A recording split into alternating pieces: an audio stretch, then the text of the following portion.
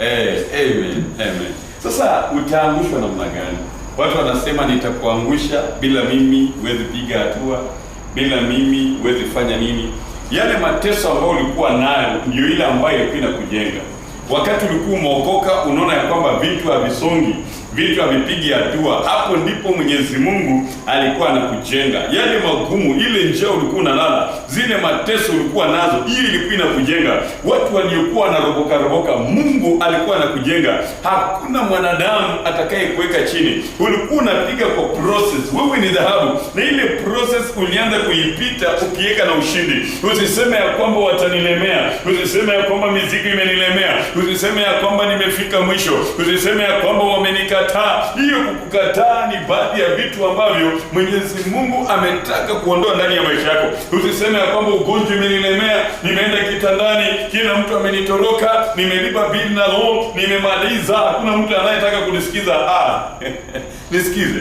Hiyo ni baadhi ya vitu ambavyo Mwenyezi Mungu alitumia kama vigezo vya kukujenga na kujua ya kwamba lazima mtegemee Mwenyezi Mungu, usimtegemee mwanadamu. Hiyo vigezo ndivyo Mwenyezi Mungu alitaka ujue ya kwamba kwa manufaa yako mwenyewe Mwenyezi Mungu atashuka. Maana amesema ya kwamba niite nami nitaitika. Hasemi ya kwamba ita jirani yako, hasemi ya kwamba ita watu wenye matumbo makubwa, hasemi ya kwamba ita watu mbilikimo, hasemi ya kwamba ita watu warefu kama mimi, hasemi ya kwamba ita watu sijui wako namna gani. Hapana.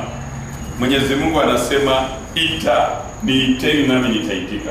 Kwa hivyo tumwite Mwenyezi Mungu. Hakuna yeyote atakaye kufinya, hakuna yeyote atakaye kuweka chini. Watajaribu kwa vishindo, watajaribu kufanya kila kitu, watajaribu kukuweka chini, lakini wakati Mwenyezi Mungu amesema unasimama, hakuna yeyote atakaye kuweka chini. Wewe ni mbarikiwa. Mwenyezi Mungu amekubariki. Wewe ni mbarikiwa. Amekupatia neema na amekupatia ukuaji, amekupatia kibali, na hakuna yeyote atakayeondoa kibali ndani ya maisha yako. Praise the Lord, the living God. Wakati mwingine unashangaa nini ambayo inafanyika. Unazungumza, unaona mambo sio hivyo, lakini kwa sauti ya Mwenyezi Mungu mambo inabadilika, kwa sababu Mwenyezi Mungu amekupatia kibali. Nyanyuka na uangaze, nyanyuka na uangaze. Usiwe na shaka kabisa. Shaka itazika vitu mingi, shaka itakuweka chini, shaka itakumaliza, shaka itamaliza hatima yako, shaka itachukua kila ambacho kiko ndani yako. Amka na uangaze, manake wakati wako umefika. Hajasema amkeni, amesema amka na uangaze, manake wakati wako umefika. Praise the Lord, the living God. Hawawezi kuangusha hata waje namna gani. Usiwaogope.